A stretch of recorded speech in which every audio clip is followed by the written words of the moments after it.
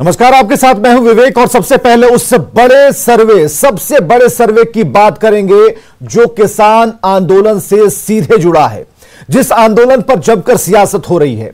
उस आंदोलन की सच्चाई आखिर क्या है? कृषि सुधार कानून पर इंडिया क्या सोचता है, भारत क्या सोचता है, आज हम आपको यह सब बताएंगे। तो सबसे बड़ा सर्वे देखने के लिए, जानने के लिए, समझने के लिए तैयार हो जाइए।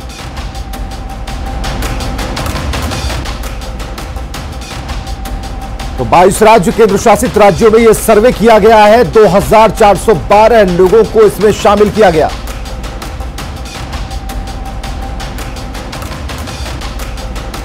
तो कृषि कानूनों के विरोध में चल रहे किसान आंदोलन को लेकर न्यूज 18 ने 22 राज्यों और केंद्र शासित राज्यों में पब्लिक सर्वे किया है, जिसमें लोगों से यह जानने की कोशिश की गई कि आखिर वो किसान आंदोलन को किस तौर पर देखते हैं, किस रूप में देखते हैं।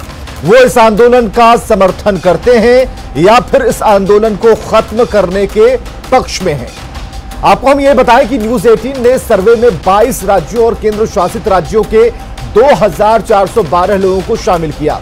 उनसे सवाल पूछे गए।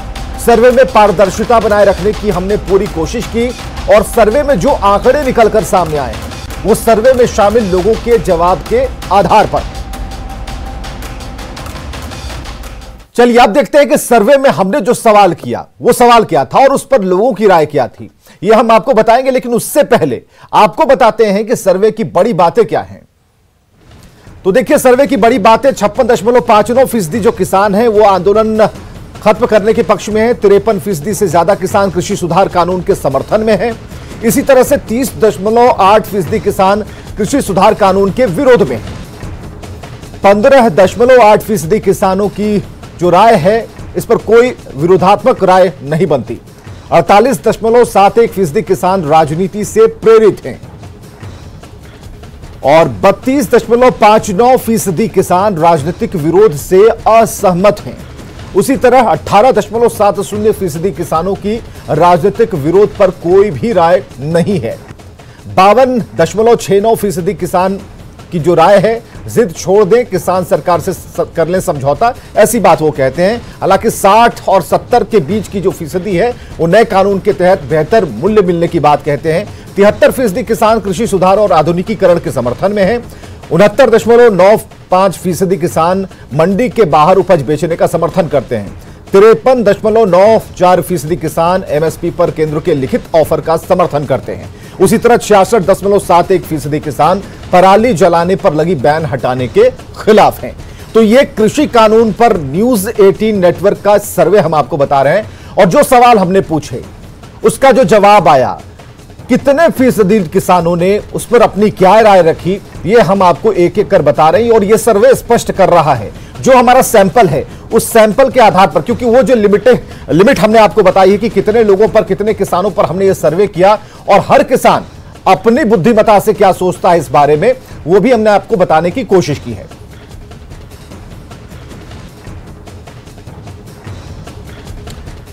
तो कृषि सुधार कानून को लेकर न्यूज 18 के सर्वे पर हम आज दिन भर चर्चा करेंगे और आपको हम बताएंगे कि हमने सर्वे में क्या सवाल पूछे, लोगों ने उसका क्या जवाब दिया। बने रहिए हमारे साथ।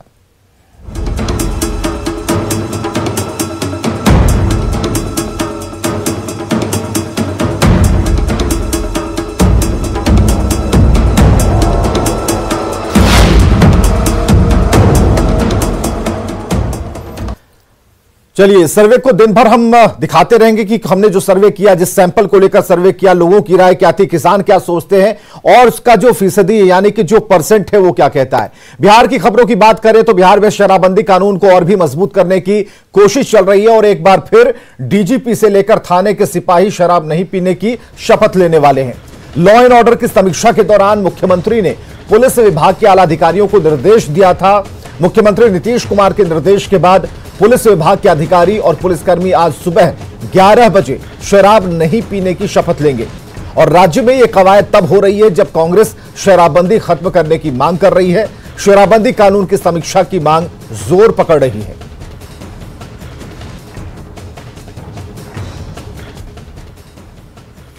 चलिए यह भी जानिए कि सुबह के 11 बजे पुलिस अधिकारी और पुलिसकर्मी क्या शपथ लेने वाले हैं।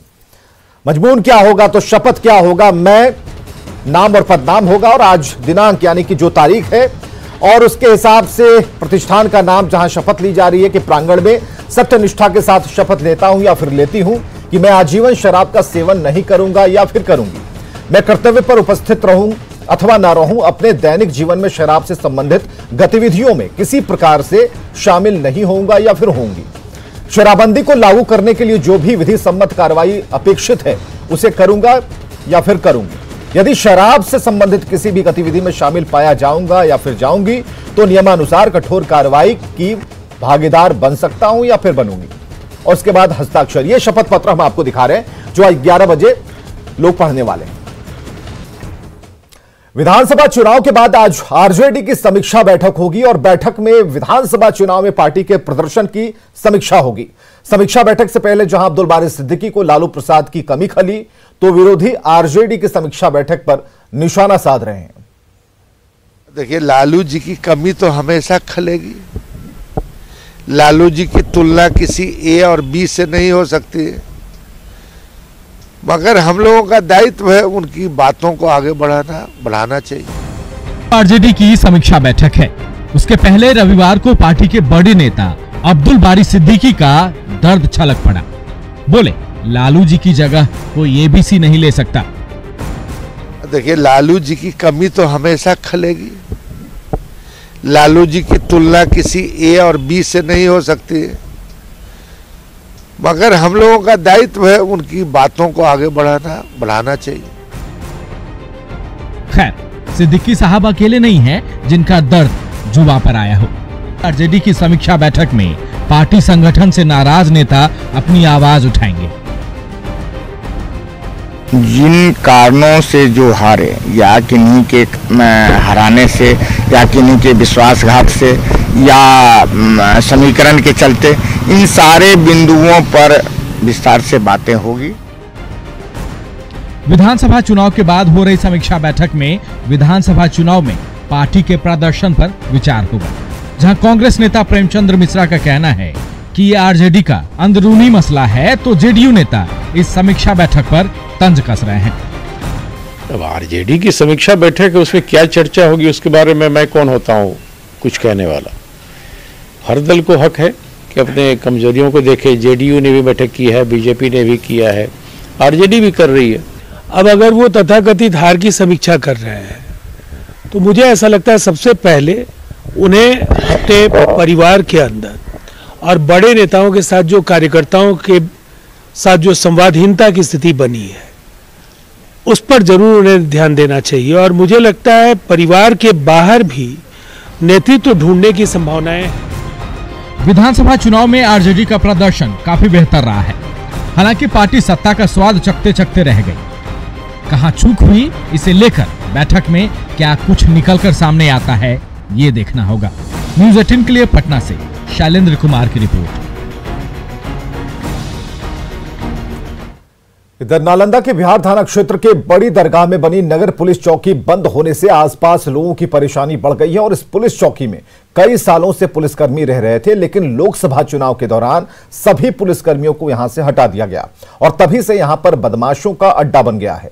बदमाशों का मनोबल इतना बढ़ गया है कि वो चौकी भवन की सभी खिड़कियां, कबाड़, समरसेबल, बिजली वायर समेत अन्य सामान उखाड़कर अपने साथ लेकर चलते बने।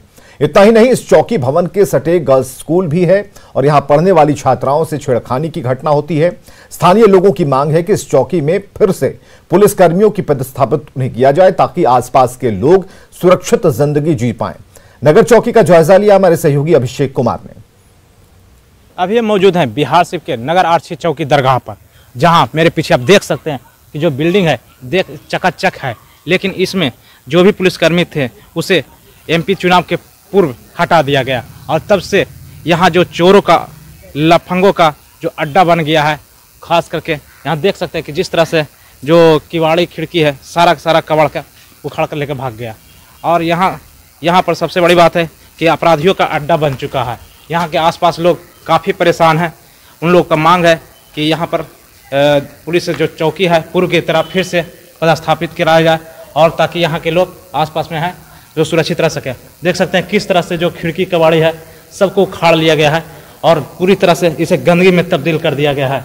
सारी खिड़की के माड़ी जो होता है किवाड़, सारे के सारे कबाड़े ये अंग्रेजों जमाना के बनाया गया है। जो आप देख सकते हैं किस तरह से जो लोहे का गाटर है वो बहुत पूर्व बनाया गया था, लेकिन 5 साल पूर्व इसे मरम्मत कराकर आरक्षियों के रहने के लिए व्यवस्था की गई थी। यहाँ पर कुछ ग्रामीण भी हैं, उनसे जानते हैं कि क्या क्या दिक्कत है और क्या मांग है। आप ये बताइए, आप कहाँ के रहने वाले हैं? हम लोग तो अलीनगर के रहने वाले हैं। कहाँ के रहने वाले हैं? बड़ी दरगाह। अच्छा, यहाँ पर दुकान करते हैं।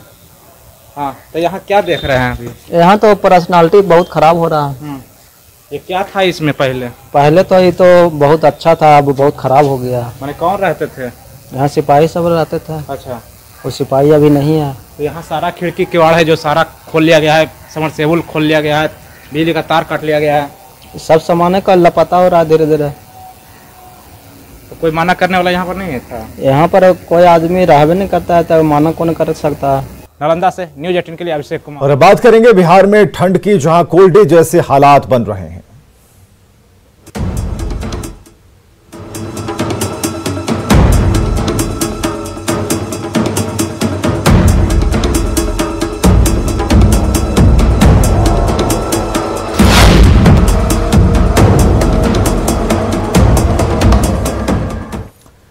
तो राजधानी पटना और जमुई के साथ साथ गोपालगंज में कड़ाके की ठंड ने आम लोगों की परेशानी बढ़ा दी है। शीतलहर की वजह से जनजीवन पूरी तरह से अस्त व्यस्त है।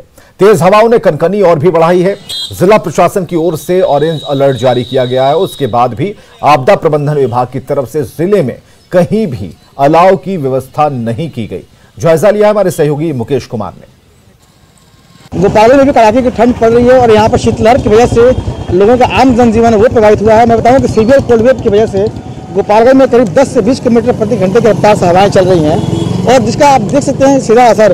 देखिए गोपालगंज में क्या हालात है। यहाँ पर जो फॉग और जो यहाँ पर शीतलहर है उसकी वजह से जो विजिबिलिटी है वो कम है और जो लोग हैं वो दिनचर्या काम में लगे हुए हैं। उसके बाद भी जो है लोगों का जो सड़कों पर जो ट्रैफिक है वो काफ़ी कम है और जो गाड़ियाँ हैं उनको लाइट जला के चलना पड़ रहा है। सबसे बड़ी बात है कि गोपालगंज जिला प्रशासन ने सीवियर कोल्ड वेव को लेकर के ऑरेंज अलर्ट जारी किया है। बावजूद इसके अभी तक किसी भी चौक चौराहे पर अलाव की व्यवस्था नहीं की गई है, जो लोगों के लिए परेशानी सबब बना हुआ है।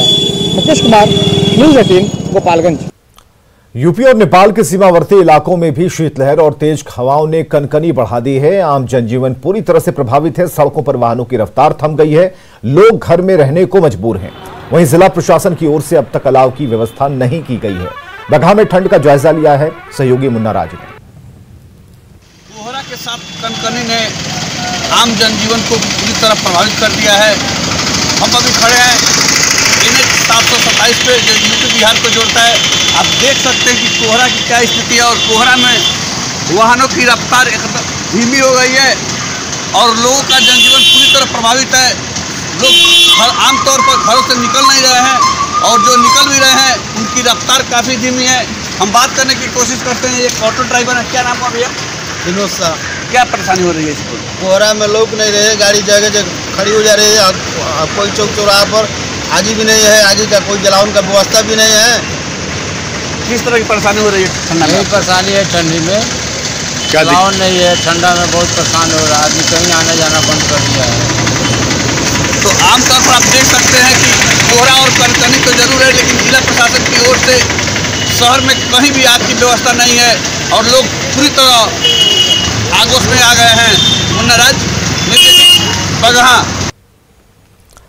इधर भागलपुर ट्रिपल आईटी परिसर में स्थायी भवन के निर्माण के लिए भूमि पूजन और शिलान्यास का कार्यक्रम आज होना है और भूमि पूजन कार्यक्रम में केंद्रीय शिक्षा मंत्री डॉक्टर रमेश पोखरियाल निशंक और बिहार के शिक्षा मंत्री अशोक चौधरी वर्चुअल तरीके से शामिल होंगे। ये भवन 122 करोड़ रुपए की लागत से बनना है।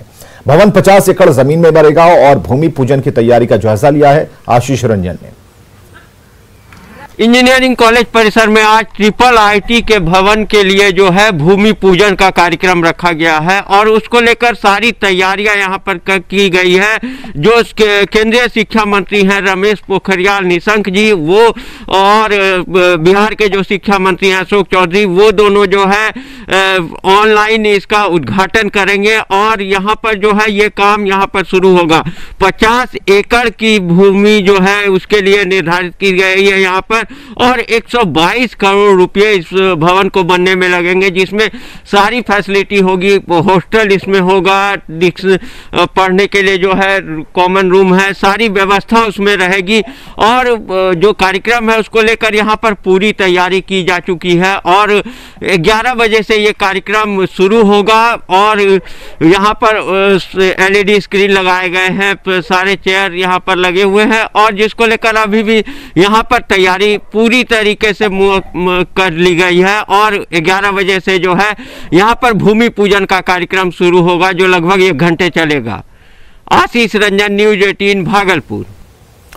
और कोरोना पर केंद्रीय स्वास्थ्य मंत्री डॉक्टर हर्षवर्धन ने बड़ा बयान दिया है। उन्होंने कहा है कि देश में कोरोना का सबसे बुरा दौर खत्म हो गया और कोरोना से अब चिंता की कोई बात नहीं। डॉक्टर हर्षवर्धन ने कहा कि जनवरी में भारत में कोरोना के खिलाफ टीकाकरण अभियान शुरू हो सकता है। देखिए, अब जो मुझे लगता था कि जितनी तकलीफों से हम गुजरे हैं वो तकलीफें अब खत्म होने की दिशा में आगे बढ़ रही हैं और उसके साथ साथ आप जान रहे हैं कि आने वाला जो वर्ष है उसमें जो वैज्ञानिकों ने रिसर्च किया है बीमारी से लोगों को बचाने के लिए वैक्सीन की खोज में, वो भी दिशा सफलता की ओर बढ़ रही है। तो सारी चीज़ों को ओवरऑल पर्सपेक्टिव में देखें तो डेफिनेटली हम बेहतर पोजीशन में हैं और भारत तो इतना बड़ा देश होते हुए मैं ये समझता हूँ कि सारी दुनिया के बहुत बड़े बड़े देशों के मुकाबले और भी ज़्यादा बेहतर पोजीशन में है। कहते हैं जाको राखे साइयां मार सके न कोई, और ये कहावत एक बार फिर वैशाली के महनार में चरितार्थ होती नजर आई, जहां कड़ाके की ठंड में एक महिला गंगा में डूब गई और रात भर ठंड से कपकपाती रही। ठंड में नदी में डूबी महिला जिंदगी की जद्दोजहद करती रही, लेकिन राहत की बात यह है कि सुबह होते ही स्थानीय गोताखोरों को इसकी खबर लगी। महिला को बाहर निकाला गया।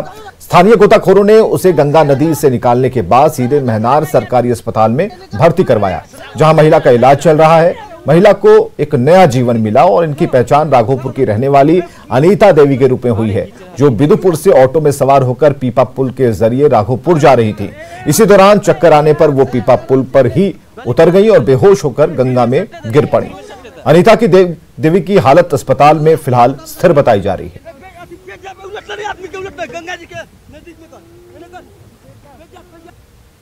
रेस्क्यू किए नाव से, मतलब दूर से थोड़ी दूर से दिखाई दे, नाव से उसको खींचकर और नदी के किनारे में लाने के बाद जो है इस महिला को हम लोग अपना ही कपड़ा, अपना ही स्वेटर उतार के उसको पहनाए और उसका जो भींगा हुआ कपड़ा है हॉस्पिटल लाया गया जी, उसको ठीक है वो जी। अभी उसके बाद जो है हॉस्पिटल लाने के बाद डॉक्टर साहब बोले कि अभी ठीक है, कोई मतलब खतरा की बात नहीं है। खबर है वैशाली के भगवानपुर से, जहां फिल्मी गाने की धुन पर हथियार लहराते एक युवक का वीडियो वायरल हो रहा है। इस वीडियो में साफ तौर पर देखा जा सकता है कि किस तरह से एक युवक कुछ अन्य युवकों के साथ फिल्मी गाने की धुन पर डांस कर रहा है, लेकिन इस दौरान वो हाथ में हथियार लेकर लहरा रहा है।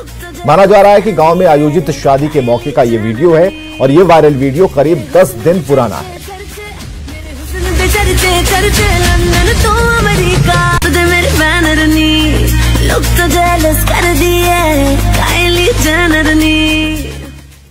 सहरसा में मछली मारने के विवाद में जब 2 पक्षों में झड़प हुई तो मामला शांत कराने पहुंची पुलिस टीम को लाठी डंडे से लैस महिलाओं ने घेर लिया और वर्दीधारियों पर कीचड़ भी उछाले गए।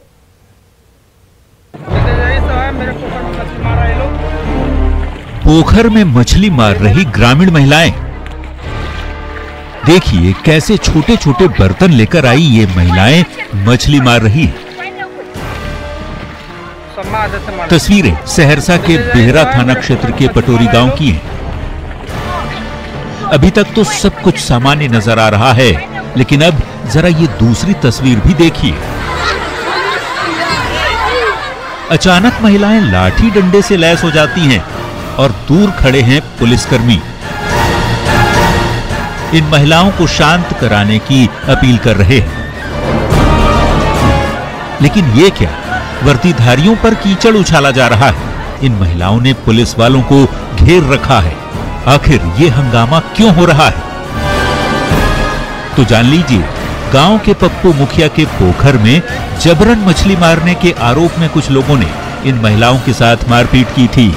थाने में शिकायत किए जाने के बाद जब पुलिस वाले वहां पहुंचे तो महिलाएं भड़क गई और पुलिसकर्मियों पर कीचड़ उछालने लगी।